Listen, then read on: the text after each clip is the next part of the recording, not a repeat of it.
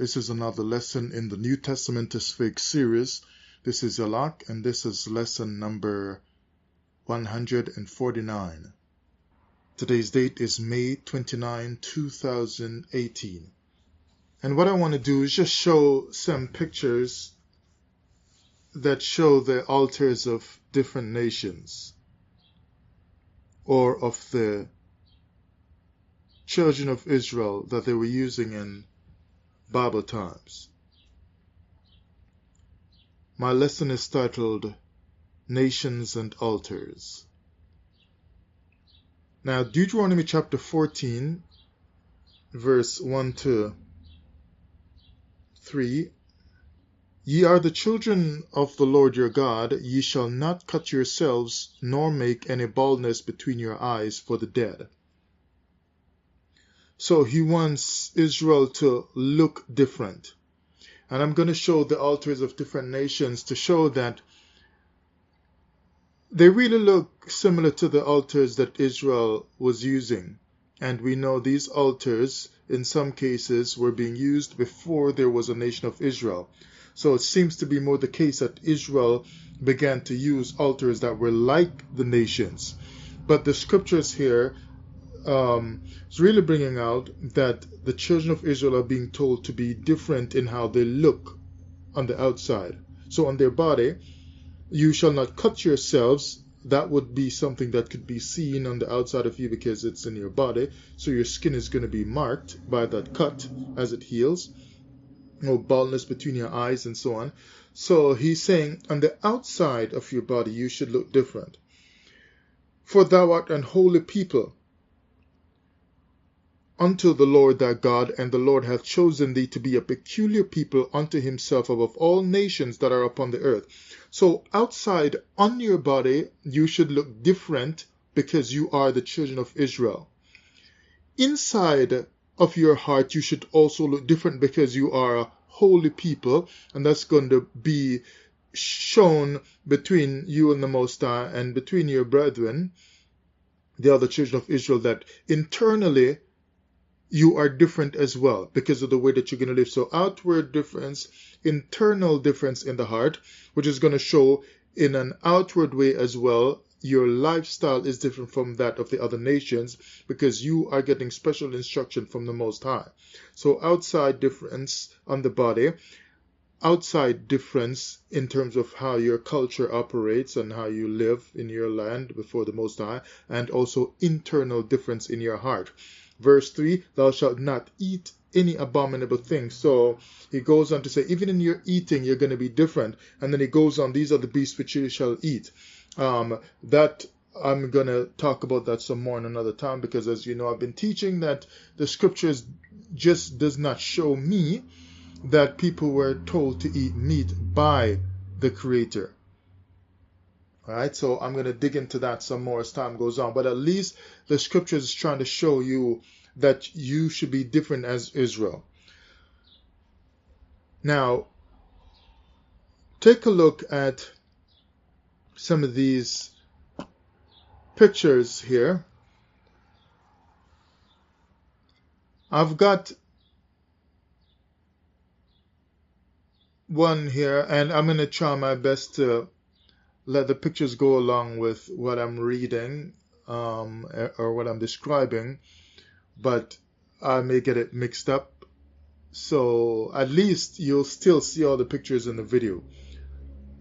This here that I'm looking at right now is 1, 2, 3, 4, 5, 6 little altars, and they are 4-horned altars at Tel Mikne, Israel. Now, these are like your regular horned altars. One in the middle is round. But again, you can see by the many pictures that you've seen over the years that Israel had horned altars. But Israel was not the only people to have horned altars. So they don't look so unique to me, especially like I've said before, that these other nations in some cases were using altars before Israel became a nation. So I'm just wondering if somebody can explain this to me. how Israel can become a nation and do the same thing when the scriptures are telling you that if you are Israel, you should be different externally on your body, externally in your practices and your culture, and internally in your heart, and even in the way that you eat your food, you should be different because you are the children of the Lord thy God. Yet we're finding that one of the biggest practices and rituals, that of using altars, is just so close to what the other nations are doing that there is no difference with their worship, even though there should be a difference with the other parts of their life. That one just throws me for a loop.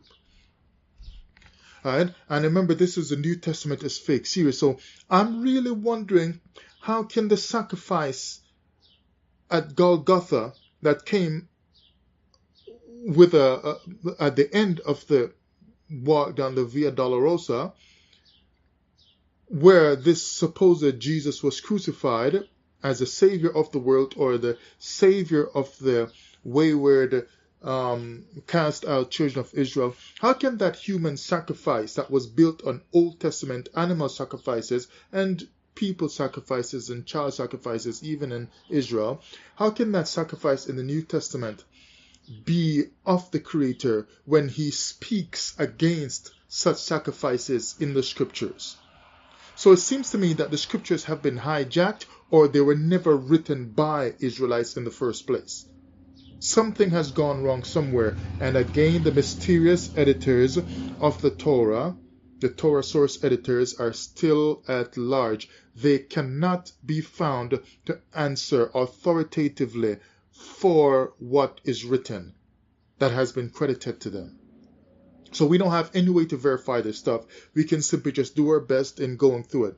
I'll read a verse here. Exodus chapter 34, verse 13 from the King James. It says, "But ye shall destroy their altars, break down their images, and cut down their groves." From the New American Standard, it says, "But rather you are to tear down their altars and smash their sacred pillars and cut down their asherim." Asherim, like some kind of a god or a symbol, right?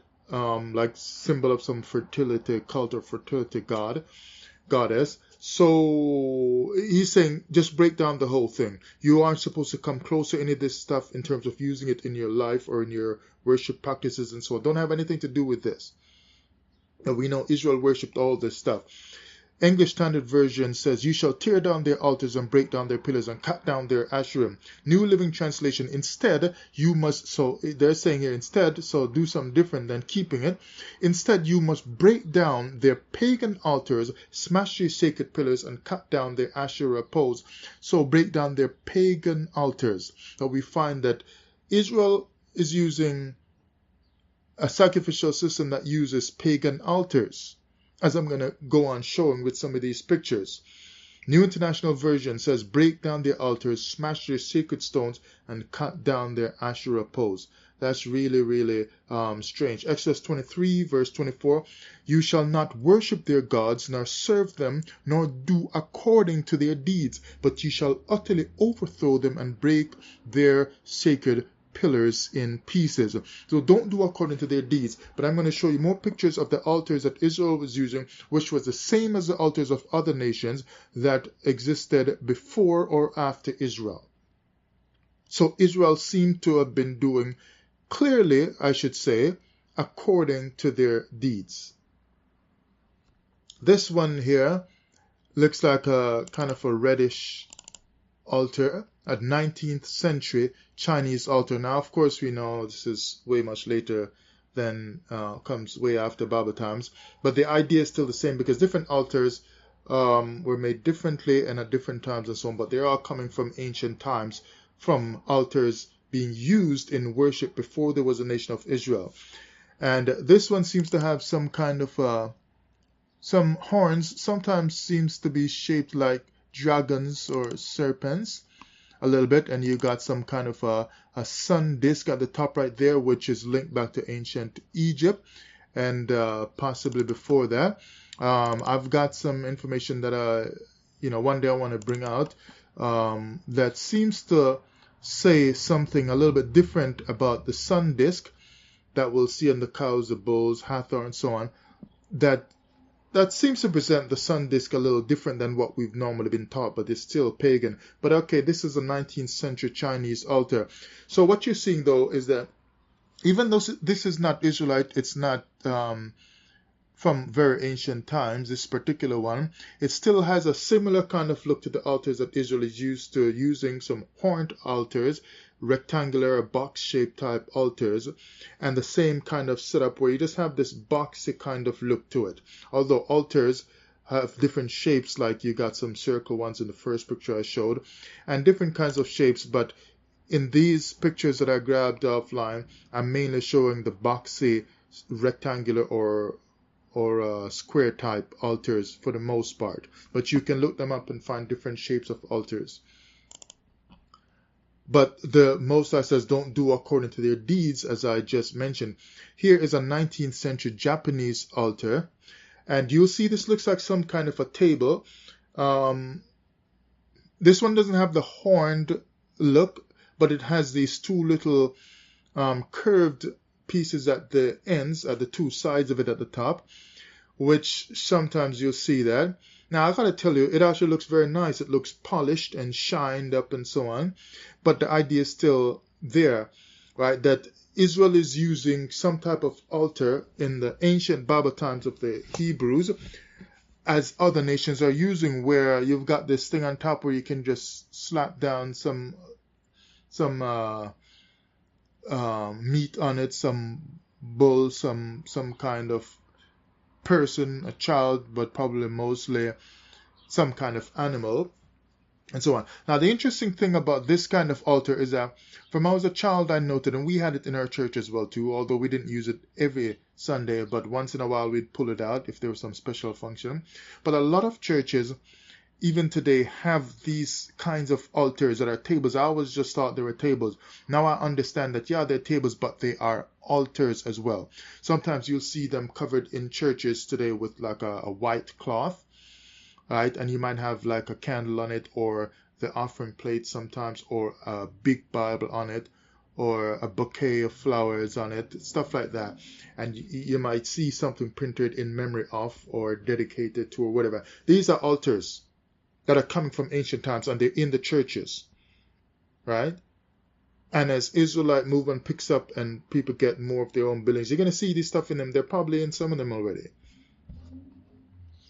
Altar again, right?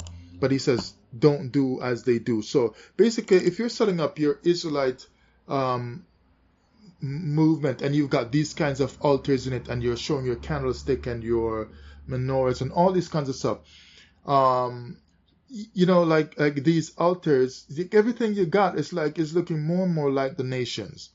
And some people are going to say, yeah, well, the nations copied Israel. Sure, they copied Israel, but you cannot deny that Israel copied the nations. Or why in the world are other nations being shown doing some of these things before there was an Israel?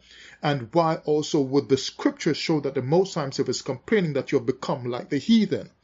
Because He's telling them that they are doing what the heathen are doing.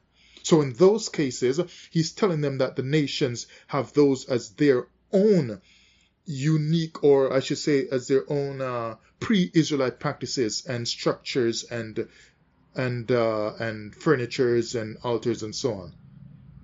So Israel are picking up these practices.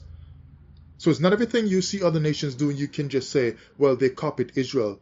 No, sometimes they're doing what they're doing because they were always doing it before there was an Israel, but then Israel was the one who copied it. This is the altar of Ashur, altar of Tukulti Ninurta, the first Ashur, 13th century BCE stone. Another one, you can see how that looks like probably some type of Roman altar as well that I'm going to show you later on, where it doesn't have the regular horned edges, but a roundish kind of edge at the sides, like left and the right.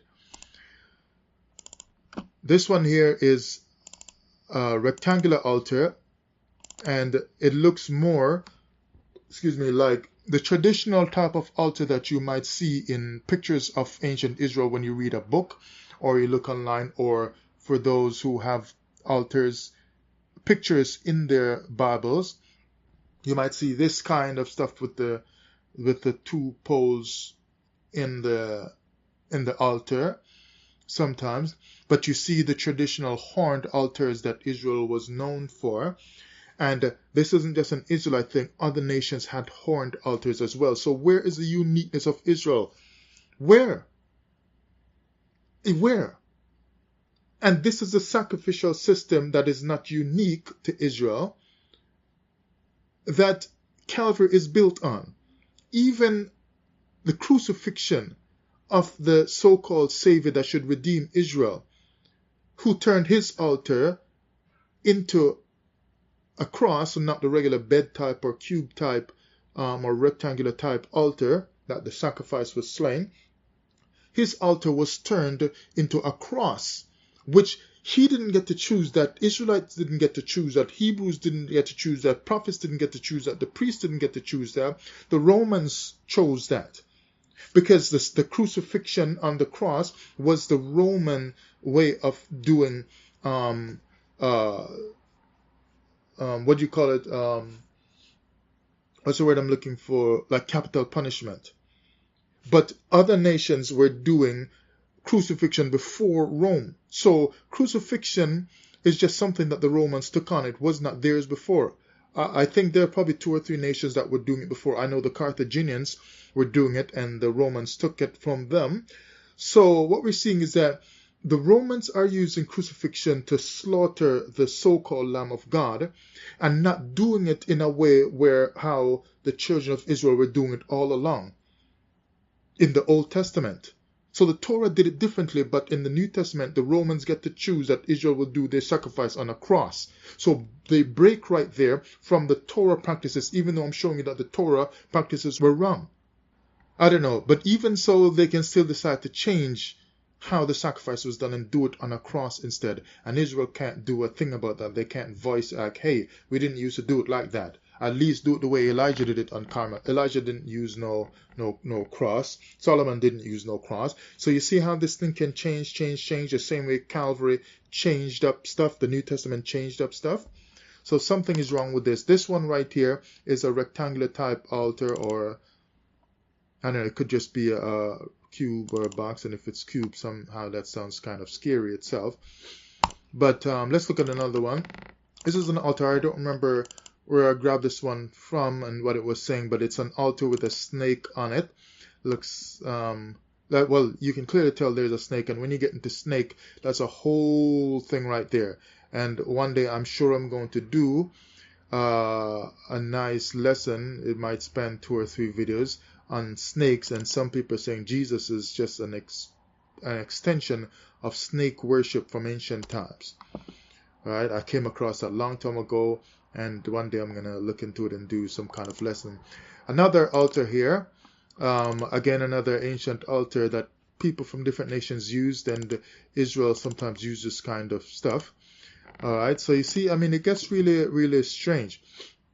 Now look here, Deuteronomy 7:5, but thus you shall do to them, you shall tear down their altars and smash their sacred pillars, and hew down their asherim and burn their graven images with fire. Deuteronomy 12 verse 3, you shall tear down their altars and smash their sacred pillars and burn their asherim with fire, and you shall cut down the engraved images of their gods and obliterate their name from that place. Deuteronomy 16 verse 21, you shall not plant for yourself an Asherah of any kind of tree beside the altar of the Lord your God, which you shall make for yourself. And so, I mean, you're seeing it that the Most High is warning against these kinds of worship practices that link to the nations. But Israel, who should be unique, Israel is doing all this kind of stuff. It just makes me really wonder what's going on. We hear about the high places of the nations that were not Israel in the Torah, and then Israel also had their high places. And when you look at it, they were doing the same thing that the other nations were doing. So can somebody help me out with all this stuff? I mean, I was just studying the Torah, and I liked it, I loved it, I threw my heart into it, having left the Christian church, and wanted to share the things that I was learning about the Torah, whereas I grew up with only New Testament knowledge. and looked into it and decided to teach about this whole fakeness of the sacrifice at Calvary that I just could not see in the Torah that could bring salvation from that cross, and ended up finding a whole lot of this stuff. And it's difficult to just ignore it, to pass it by. I got to share this stuff. You see, so many people are looking for knowledge, but you're not looking for God. You're looking to teach, but you're not looking to really truly edify based on truth. You're looking to get followers, but you're not trying to be a follower yourself of truth. You just want people to follow you. I don't want people to follow me. I want people to follow truth, the same way I want to follow truth. You see, there's a difference between the person who is just looking for followers to grow this, grow that, and grow a church and grow a camp and so on, and the person who's looking to follow truth. I'm just looking to follow truth myself. That's the difference. I'm looking to be a follower of truth. And that's what I want you to be as well. You don't have to be a follower of me. You do that if you want, but make sure you are a follower of truth, primarily so. And that way you're going to come closer to the Most High. You're going to find the Creator in that way. Because you see, I could have seen all this stuff and then decided to just keep my mouth shut and not anger people and just teach the regular old stuff from the Torah that everybody's teaching, which is good, right? Because a lot of good stuff, a lot of great stuff is being taught and so on. And I love the Israelite teachings, believe me, more than the Christian teachings, and it makes a whole lot more sense. But there are some things that have been riddled into the Torah that are just not right.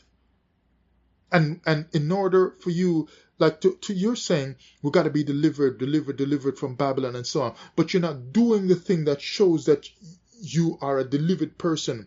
You don't wait until you're delivered to be delivered in your heart. You get delivered in your heart. That's why you all taught me so much when I left the Christian church, come out of Babylon in your heart. Well, I'm showing you here how to come out of Babylon in your heart. You think that just to say I'm an Israelite is coming out of Babylon, and you start keeping the Sabbath and you talk about holy days, and now you've come out of Babylon? Well, of course. But still, Babylon is in your heart so much. And Babylon, even though I'm looking into these things, Babylon is still in my heart. I'm not going to be into the sacrifices, but Babylon is still in my heart in other ways that I can identify, in other ways that I cannot identify. But as you teach and I realize Babylon is in my heart in other ways, then I got to look into it and decide for myself that, yeah, this brother is right, this sister is right, and leave Babylon in those other kinds of ways. Because we're helping each other and we're trying to grow away from Babylon, even though we have to still live in it until we get delivered out of it completely. And to show you that no matter how much teaching you're doing as a moray, no matter how much knowledge you're dropping, the scriptures still say we're going to go into the wilderness and he's going to plead with us there and whatever. And you all have taught it to me so well that some of us are going to get destroyed in the wilderness. Why? Because there are things like this that's in our heart and we won't stop teaching them. It's too different from what we're doing, too different from what we've known, too different from what we have taught so many people. And we can't bear to say we were wrong, we were amiss, and just pull away from it because we're going to lose followers, we're going to do whatever. And everybody is trying to make sure they don't lose followers.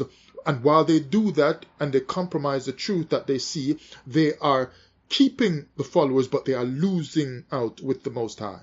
Because it's going to look at your heart. I opened your eyes when you asked for revelation, and I showed you this, that, and the other. And because it was not popular, because it was so small and insignificant it seemed to you, you'd rather teach the great highway truths of the Hebrew Israelite movement.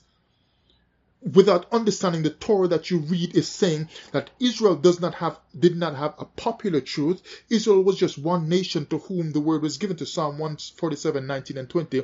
He showed his word to Jacob, had not done so with other nations.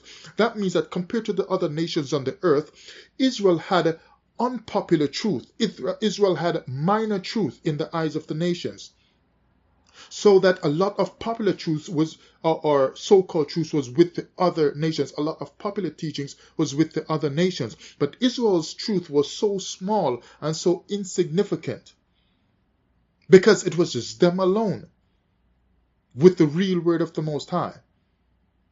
So when you say, oh, this is just one little thing, and it's so whatever, and I gotta teach the mainstream doctrine of the Hebrew Israelites and the mainstream doctrines of the Torah. You aren't trying to find the real minor truths that make the difference. Those minor truths are what show how Israel went astray in the Torah. And when they went astray, they replaced the minor truths with a lot of, like a voluminous amount of false teachings. And that's why you got so many teachings like these altars and animal sacrifices in the scriptures, and human sacrifices of children that led to the human sacrifice of the child of God on Calvary, so-called child of God, Jesus. These voluminous wrong teachings were put into the mind of the ancient Hebrew Israelite, and then they went astray and became someone else. And the Most High says, I don't even know you anymore. You are heathen unto me. Why? Because a minor truth that they were given, they just went away from it. And if you look somehow at the Garden of Eden, a whole big world presented to Adam. He made the man and he placed him in the garden, and he just gave him minor truth. He didn't give him, like in a complicated world like this, he didn't give him like 1,000 different stuff to do, and or 200,000 stuff to do. He said, listen, just don't eat from that tree. Minor stuff. He said, this one you can eat, this one you can eat, and so on. Name the animals and don't eat from that tree. See, minor stuff compared to the amount of stuff he could have put Adam through 100-year introductory lesson to earth, to existence. He just gave him a couple of the stuff. Minor truth was so important, and today you are looking to buy another lexicon to teach more complicated stuff, and you're getting away from the importance of the minor stuff. The minor truth here that the Most High says, don't do the practices of the other nations that I just read to you, right? From these verses.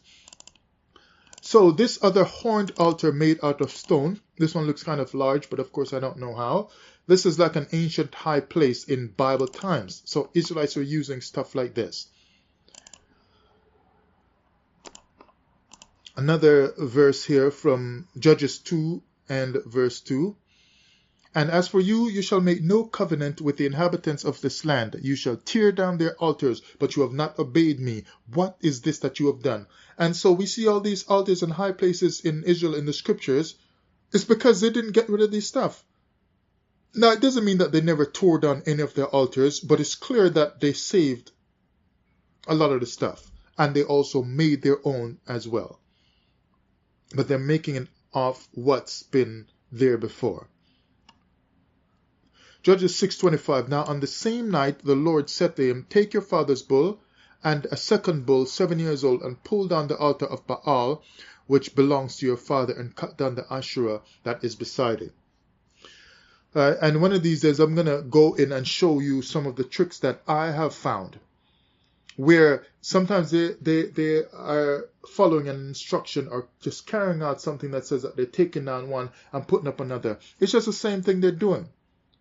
They're taking down before the eyes of the children of Israel a fake altar dedicated to another god of, let's say, the Canaanites or Baal, and then they go and they build up another one, which is the same kind of altar, and say this one is to the Lord. It's the same thing that they just did. It's the same thing. So I'm going to dig into that some other time. Let's look at some more pictures here. Ancient world Bible altar. This one is made of stone. Looks like it's got a little bit of dirt on top as well. Just a lot of stone, glued up or plastered up together. But again, it's the same kind of altar that you'll see in other places for other nations. This one is an antique Indian altar. This one is made of wood with a little bit of green painting that's kind of rubbing off. About half the green painting has come off the top part, and you can see the same type of altars, similar type of altars from Israel with the flat top, rectangular shaped top, where they can put down a sacrifice on it, some animal. But it's again the same type of altar that you'll see in other nations, even as this is an antique Indian altar. You see what I'm saying? Where is the difference between Israel and these other nations? So these other nations have these kind of altars these boxy or rectangular type altars before there was a nation of Israel. And Israel comes up saying they're different, but they're doing the same stuff. They look the same way like everybody else. And the way to show that the Most High was saying, look, if you get into this stuff, you will look the same like them. You're going to just be the same like them. Why is he telling them that? Because he knows that to use anything that looks like what they're doing is to just become them. So he says, don't become the heathen. Don't use their stuff. Break down their stuff. If he's saying break them down, what he's saying is you should not have them. So when you break them down and then go make your own to look just like it, you shouldn't have bothered breaking it down in the first place. What's the big deal in breaking down a rectangular top Baal altar and then making up a rectangular Baal altar, but then say it is the Lord's altar? You rub out Baal and you put Yahweh, and Yahweh is Baal anyway. Yahweh is the bull anyway. Yahweh is all these things.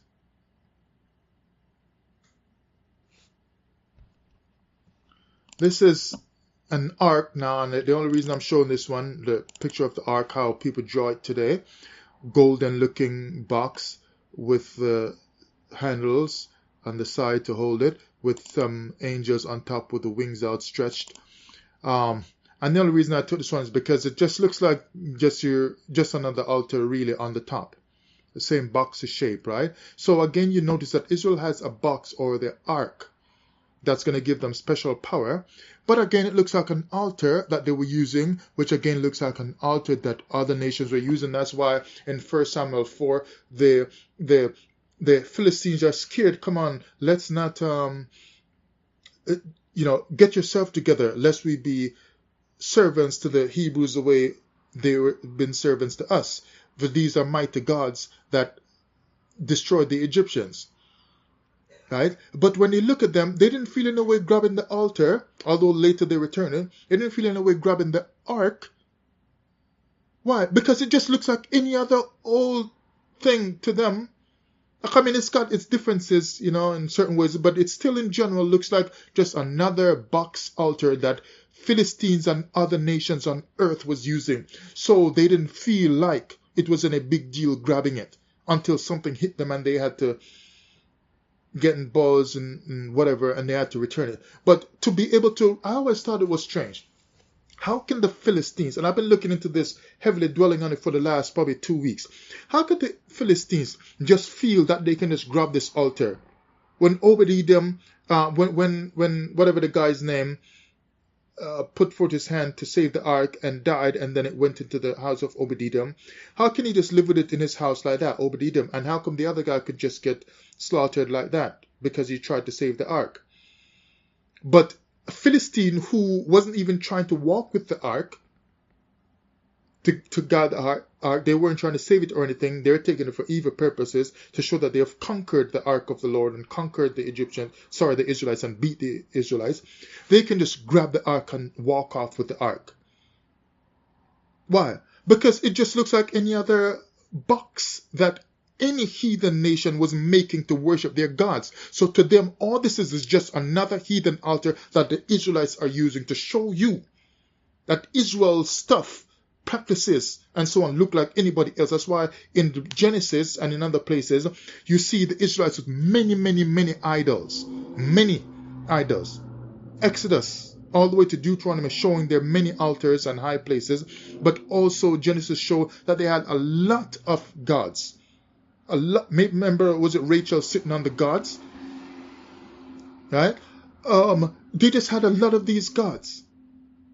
Priests had a lot of these gods that other nations had in all over Mesopotamia and so on. These little figurines that were gods.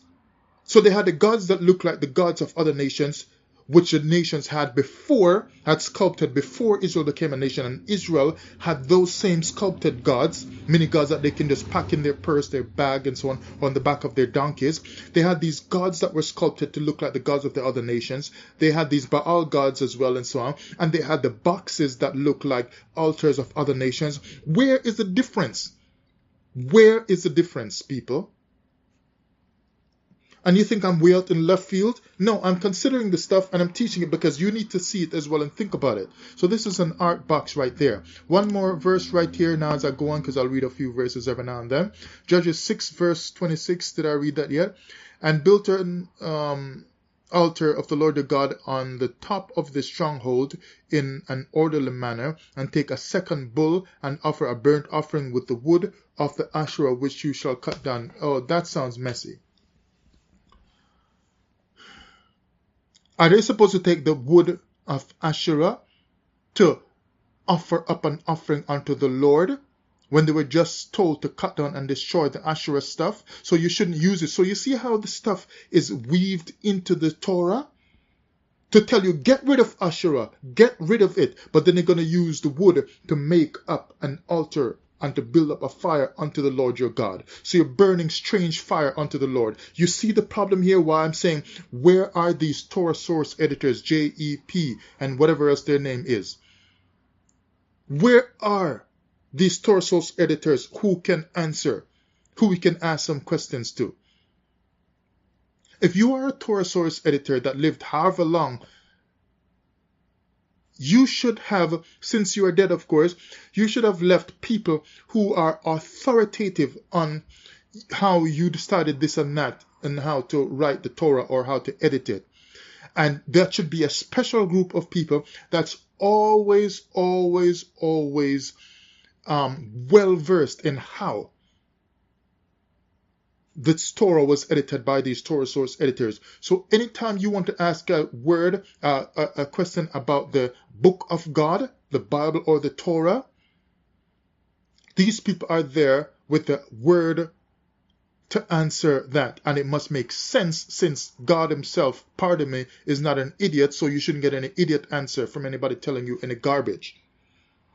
But these Torah source editors don't leave anybody. There should be a special group of people, unbroken, and okay, if you go into captivity and whatever, you should then still be able to connect with them, their writings, wherever they left. You said they stole it. Then if you can't find any writings that these special Torah source editors wrote, and if they have been conquered and whatever, then nobody on earth has the right to tell you that you are wrong, because all the rest of us will then have to do now, since we're destroyed, is just come up with our own ideas. So if this is my idea of what I'm seeing here, a trend in the scriptures, how can you tell me I'm wrong when there is no authoritative person anymore that can speak for the Masoretes? And these Masoretes, not the Masoretes, the Torah source editors, these Torah source editors should have put themselves into the text itself and not wait for 2,000 years or 3,000 years for anybody to tell that there were some Torah source editors. They should have written themselves in it and said, this is who we are, and we wrote it at this time, and this was a witness, and that was a witness, this prophet was a witness, and that prophet was a witness, and they should have given their own commentary in the text so that people know what they were thinking at the time when they chose to select certain words. But sadly, we don't see that. Now here are some more pictures here. This is an Assyrian altar. See, with the rounded edges at the top, not the regular horned edges. But it's some ways it reminds me of the horns of a ram. So it's still kind of got that horn kind of look, right? Assyrian altar right there. Here now is a Buddhist altar. Now this would be a modern stuff, but the idea is still the same. You look at all these witches and so on online, and you see people making their own altars in their houses, wherever they are. And it's just a regular rectangular, boxy, tabletop type of altar. These are the same kind of stuff, right? Except this one looks like it might be in an actual temple. But it's made of metal, it seems. But it's the same idea as ancient Israel and as other nations in the scriptures in biblical times and so on. The same way up to now. Altars across the board are mainly looking like this. Some kind of flat top and so on. Israel has nothing unique where they're offering an altar to the Lord by just regularly dropping it on the ground. Of course, let's say if they cleaned up the ground, swept it nice and whatever, polished the ground or whatever, and then the fire just comes down and just devours it right off the ground. But everybody seems to be making some kind of boxy type structure or round structure that looks like some kind of a slabbed top or tabletop kind of stuff. So Israel doesn't have anything unique. Instead of making these same altars as the Hebrews in ancient times, why didn't they just simply just get the bull, if they're supposed to be offering sacrifices, which they're not? Why didn't they just bring the bull in front of everybody, and as a high priest, they just pray to the Most High, say something, and the fire just come and just strike the bull in the presence of everyone, so everyone can see, and a fire just comes and instantly devours the beast? Why didn't they just do that? Because then that would say that is different now from what other nations are doing, because other nations don't do that. They don't have no God sending fire from heaven to whatever. Or why doesn't Israel just have the bull or the goat or whatever, or the lamb in front of everybody that's gathered, and a cloud just comes down from heaven from the Most High, envelops the sacrifice, like takes the bull or the lamb up in the cloud, like how they said Jesus supposedly went up in clouds, takes it up to heaven. Then you can tell that the Most High accepted that sacrifice, because the lamb went up or the bull went up. Then you can tell this is a different kind of sacrifice that Israel is doing. Instead, Israel is doing the same kind of tabletop, kind of rectangular, boxy type altar worship that other nations are doing. Because no other nation is just regularly having their animal standing in front of them, and God or their God is just sending down a cloud and taking them up. Or just takes up the altar like in a whirlwind like Elijah. You see, that kind of stuff as a sacrifice response from the Most High would show something different from Israel, but it's not doing that. So I'm left to think that Israel's sacrificial system operates the same way everybody else does, except that Israel might wear a slightly different kind of gown or something like that, and things like that, simple little things that don't make any significant difference. It's just the same worldwide sacrificial cult, which culminated in a New Testament sacrifice of a lamb on Calvary, which was a man called a lamb, treated as a lamb, to let you not understand right away that this is human sacrifice that's being conducted in the New Testament, which the Most High complained about. So that Calvary sacrifice is not offering any salvation, because the Most High says, I'm not into animal sacrifice. Don't kill your children in worship, like you offer them up to Moloch and so on. But you're going to kill my so-called son on Calvary? And I already told you enough already that Calvary was just another Moloch sacrifice that the children of Israel were doing. Or might I say that the Romans were doing. You see, Israel didn't offer up Jesus on Calvary. The Romans were offering up another Moloch sacrifice on behalf of Israel. So if they're offering up a Moloch sacrifice, and if the Romans are offering up a sacrifice for Calvary, because it's the Romans who conducted the sacrifice, so Israel never did that. So how can any Hebrew camp up there tell you that Hebrew Israelites performed a sacrifice on Calvary when it's the Romans who performed it? The Romans arrested him, the Romans tried him, washed his hands and said, y'all deal with it. And then the Romans carried out the rest of him. The Romans made the cross, put it together. The Romans sacrificed him on Calvary. That was a Roman sacrifice, not a Hebrew Israelite sacrifice. Because there is no sacrifice of a Hebrew by any prophet in the Old Testament that said Israelites are going to sacrifice a son. Because that would contradict the Most High saying, don't offer up your children as a sacrifice in any kind of worship system. So no prophet prophesied that stuff.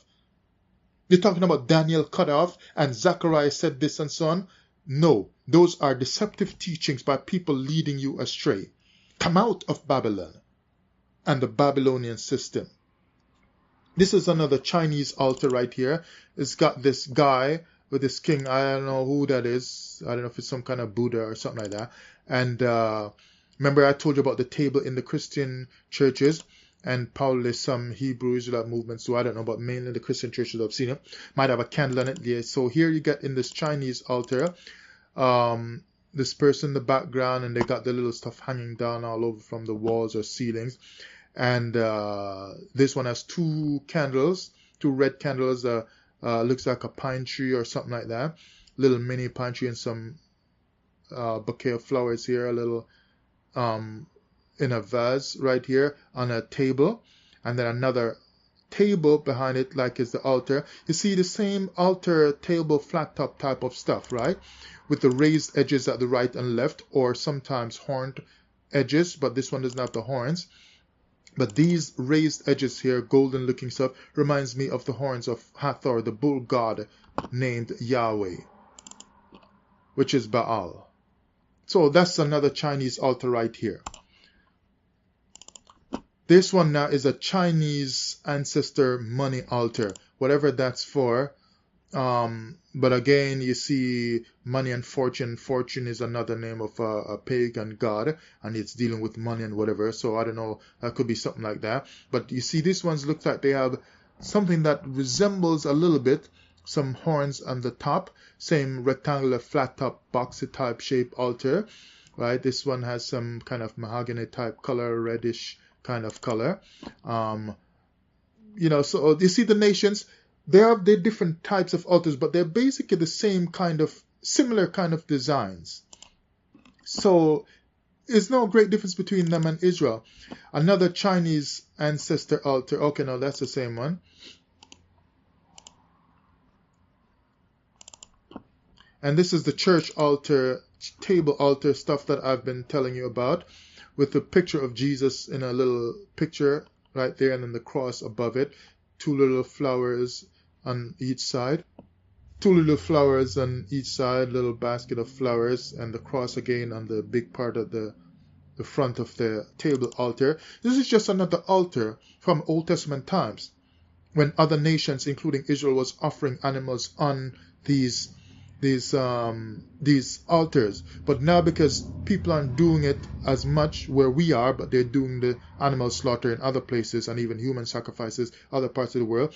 But here we get the altars have shaped themselves slightly differently now, like a regular looking kind of table sometimes, regular looking kind of table, and the altar now doesn't have animals on it or a child on it ready to be sacrificed. It just has some flowers or candles or pictures. But it's the same thing. It's the same thing. The same way Calvary is just the picture of an Old Testament sacrifice, but looking different. It's now on a cross. It's the same way here. In modern times, the altar now just looks like a table. Here is a different shape, a Celtic altar, or Celtic, if that's how you say it. You know, so look at all the designs in it, that some of them to me resembles a snake from India twirling all around, although they don't have the head on it, but that's what I think it is. Fancy looking kind of altar, something that you might see in the movies. But again, another altar, see the same. This one is round, but roundish, but it's got like some hexagonal type of shape, but it's got the same kind of flat top where you can put some animal on it to sacrifice as well. Sacrificial altar at En Gedi, right? So look again, the same stony with many small stones on it. Similar kind of stuff here, right? Altar of Gideon, this one here, whoever made this, I see this picture. So Gideon built an altar to the Lord there and called it "The Lord is Peace." To this day it stands in Ophrah of the Abiezrites, and it's a stone altar with 4 horns at the top. From Judges 6, chapter 6, verse 24. So you see, this is no different from the other altars that other nations would make. A Greek altar here. This is in later times, but the same slab at the top, tabletop kind of looking altar that you see in churches today or way back then. High place altar at Petra in Jordan. Same kind of stuff as well that you might have figured that would happen in very ancient times. You know, I mean, like, where's the difference here? If these high places are what Israel was doing and so on, it's just no different from what other nations were doing. Horned altar. This is a classic type of horned altar that you'll see if you read books or go online to look for altars that Israel was doing. horned altar, and he grabbed onto the horns of the altar and so on, dealing with Joab. This is the kind of stuff you're dealing with here. It's just like what any other nation would do. There's no difference between the picture of Israel, ancient Israel, and the picture of other nations sometimes in religious practices.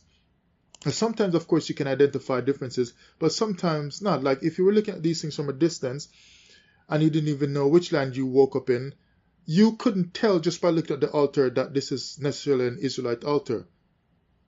Like maybe you can because you have been taught so much of Israelite altars, but the average person who doesn't know religion could not tell that this is something different from what's in another nation. It's just all altars to them. Here's another stone altar, which is just the same old stuff. You see the horns of the bull right here. This is a classic type of stuff that you see with his tools, some on the ground. He's got one in his hand, turning over the stuff to boil it unto Yahweh, the God that's receiving these sacrifices. Can you think of this, people? You are burning and roasting this animal who did you nothing to worship your God. And other people from other nations are burning their own bulls as well to worship their God. What's the difference between you and them? What's the difference? He says, don't be like them, and you tell me you are doing this unto him when you are being like them by doing this? It just doesn't make any sense to me. Here's just another regular picture here now. Some sacrifice with a bull on the top going up in fire, while other animals are looking around. Probably if they were more smarter, they'd be thinking like, wow, I'm glad I'm not a bull. We got the lion and elephant and so on looking on. Okay, so here's another altar. I can't make out this writing they've got right here, but just another stone altar. I think this one was, the Philistine altar, right, with a little black sign on the bottom that I can't make out. And so again, not much difference from an Israelite stone altar, And then you got another similar looking, this is a Roman sacrificial altar, but similar looking type of altar to like the altar for Ashur and so on. Assyrian altar. This one has the hen on it and whatever is at the side of it, with the rounded edges at the top, like probably for horns, but this one is round. Still not that very different. Roman temples of Baal Bek. All these temples here with their different stuff in it. This was Baal worship, the same stone stuff with their altars and so on inside of them and whatever. Solomon's laver at the temple. So I guess they would do washing in this. Now this is a round laver or laver, however you say it, with the many bulls around it. And you got some Israelite priests there. Like, how can this picture of two Israelite high priests here around this laver for washing with the many bulls around it holding up the round basin? Like, this actually looks scary to me. This don't look like the picture of any kind of holiness that God would ever try to be close to. This looks like just some pagan stuff. If I got up in the middle of the night and saw this, and I saw 1,000 people running around trying to worship, I'd be afraid of this stuff, because I don't know if they're going to grab me and throw me in it. But if I'm in the presence of high priests that I set apart unto the Most High, I would see some better pictures that would make my heart feel relieved and warmer, like the presence of God is right here, and you'd feel like so blissful and so on. That should happen when you're close to God. Instead, I feel like there's closeness of death here, like some animal is about to be killed and slaughtered, or some child is going to be killed and thrown in it and so on, like some Aztec stuff going on, Aztec sacrifice or whatever. Like, when I see these pictures, it makes me scared of being in the old times, like 3,000 or 4,000 years ago. Because you don't know when they're going to grab you and you're going to be that sacrifice. Or when your child is going to become that sacrifice with all this blood, gory stuff and so on. And you're telling me people felt close to God? No, this is witchcraft. And no Israelite priest should be in the presence of all of this stuff. Who should have been in the presence of that stuff? The Israelite soldiers that went into the land of Canaan to destroy them, not to worship and use them. This is Tawan altar of the Lord. Of course, I can't read this, so it's in their language. But it's just another stone slab, right? Reminds me again of what they're saying. Abraham made altar and is going to cut up Isaac or whoever on it, or cutting up bird on it and ram on it and so on. You see, all this stuff just that the nations have, it just reminds me of the stuff in the scriptures. There's no difference. Why is Abraham coming to my mind while reading this, looking at this picture of the stone slab? Because I can picture Abraham at this kind of stone slab altar. That, with all these green trees around, I can picture Abraham right here because of what I've read in the Bible from a child. If what the stuff that I read in read in the Bible as a child, was very different from all these pictures I'm seeing from these other nations, Abraham would not have come into my mind when I saw this. I would think heathen. Instead, all these pictures I'm looking at, when I look at them, I'm thinking of the stuff in the Bible. Why? Because the stuff in the Bible is the stuff from the nations. Israel is not unique in any of these kinds of things. And this is the sacrificial system of the nations that Calvary was built on. I mean, this is just really, really, really, it's crazy, people. It's crazy. Think again. Something is wrong with what we have been presented with. So you look it up, you think it through. I'm not asking you to take my word. I'm just saying, look into it some more and study it for yourself. Study it for yourself. 1 Kings 14 verse 15. I'll close it out with a couple verses here. For the Lord will strike Israel as a reed is shaken in the water, and he will uproot Israel from this good land which he gave to their fathers, and will scatter them beyond the Euphrates River, because they have made their Asherim, provoking the Lord to anger again. When you get all these many thousands of Israelites living at this particular time that the scripture is talking of, obviously they're worshipping gods of other nations with the symbols and altars of other nations. So that was in the mind of the Israelite. So if you say you want to see what Israel was like back in the Bible times, before things went down, before they left the land and so on. Now, what if you were able to go back in some time machine and drop right then in 1 Kings chapter 14 verse 15 at that timeline? You'd be like coming back telling people, oh, and they're doing this and whatever. Now, but let's say you got there right before this anger from the Lord was expressed. You'd have come back running your Hebrew Israelite camp and telling them about their worshiping this and worshiping that. And you heard it from the mouth of the Hebrew Israelites back then, when they would have really been teaching you and showing you the gods of the other nations. Because when they show you this and that kind of altar, you don't know that it's the altar of Asherim necessarily. Yeah, you've seen a few pictures online, but when they show you their Israelite version of the altar that they made, and they just made it with a slight difference, then now you say, oh, yeah, I can see. Not knowing that they just made a slightly different color or a slightly different height to it and so on, a little different width to it and so on. And you feel that you've got an Israelite altar. No, it was just another Asherim altar to Asherim, but just made by Israelites, because they sold it to the nations. And you feel like, oh, you've seen the truth and there's a difference. Brother, there's a difference. No, there is no difference. Or it would not say that they provoked the Lord to anger.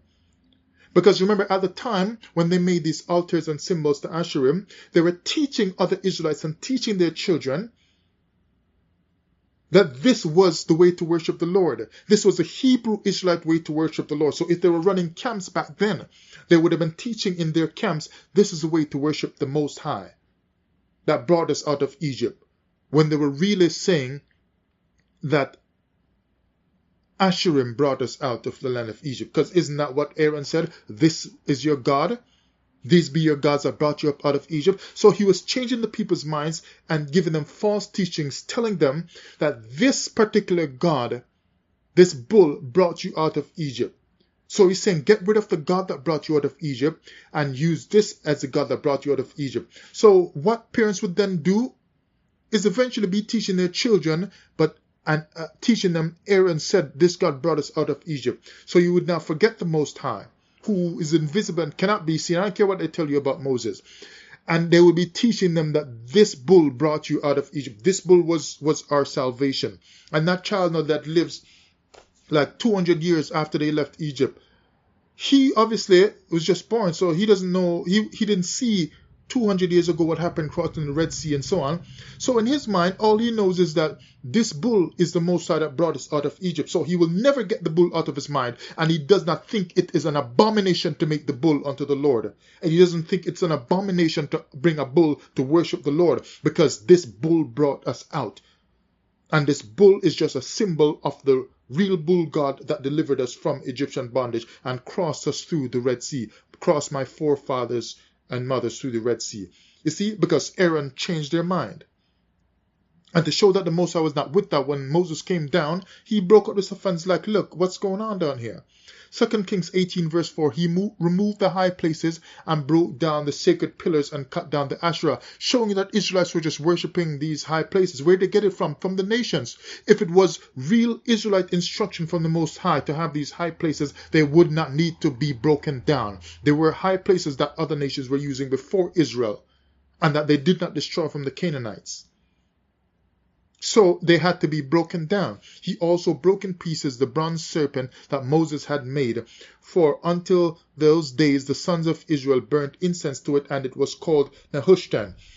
Right? That's a complicated topic right there. But that's really strange. They're burning incense unto the serpent. So now the serpent is seen as a symbol of Eden, of evil in Eden, and now Israelites are worshipping this very serpent. Well, a symbol of it, right? And the same serpent who supposedly cast down all mankind and got them kicked out of Eden is now the serpent that saves Israel when Moses lifted up the serpent. And they're going to give you all kinds of fancy Hebrew interpretation to tell you why this is holy and righteous. And I don't know the explanation of it, but I got to tell you, something must be wrong with it. You see, your problem is, if you don't study out some more, you can't tell when something is wrong. After all your many years of Bible studying, of Torah studying, you got your 20 years first of Bible knowledge in the Christian church, which was mainly New Testament, and now you got another 5 to 10 years of Torah studies in a Hebrew Israelite camp. And you don't have enough yet to decide that certain things are wrong before you go and flip open your lexicon. So if nobody writes a book, you don't know anything, when Adam was never reading a book.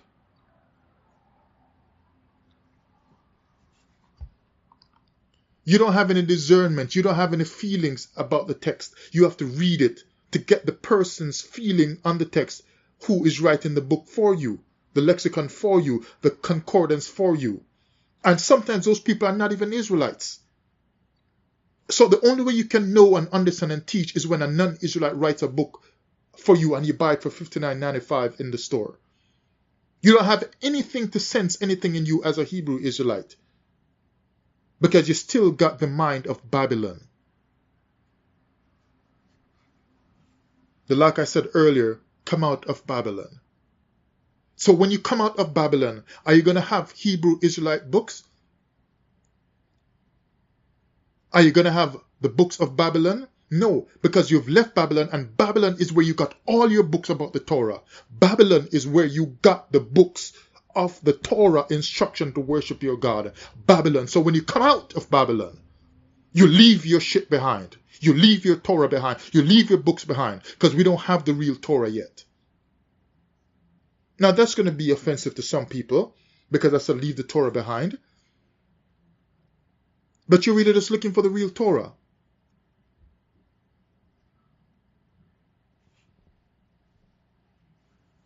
So you don't understand that the only way for the real truth to come out is offensive. It's offensive. Because it does not agree with the current paradigm that does not let you be free. That does not let you cleave to the Creator. That does not let you have your own mind anymore. You have the mind of the books that you have read. You don't have your mind anymore. You have a Babylonian mind. You are a Babylonian Hebrew. You are a Babylonian Israelite. You are a Babylonian Torah scholar. That's all you are. You have never been Israel. That's why the scripture says, there shall ye be called the children of the Most High. Because it's a future deliverance. when you become something that you should be, because you are not that yet. So when you come out of Babylon, you must leave the Babylonian stuff and start writing your own commentaries, start writing your own lexicon, start writing your own stuff. You write your own Torah.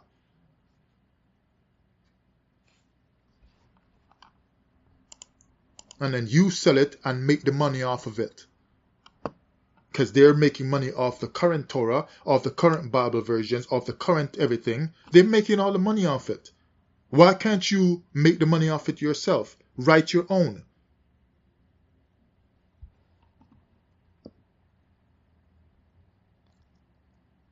And it's going to take you more than just a minute to get that publicized or advertised.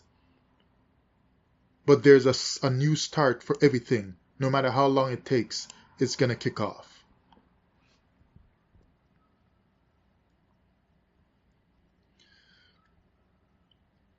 So I'll read the last one here. 2 Chronicles 14 and verse 3.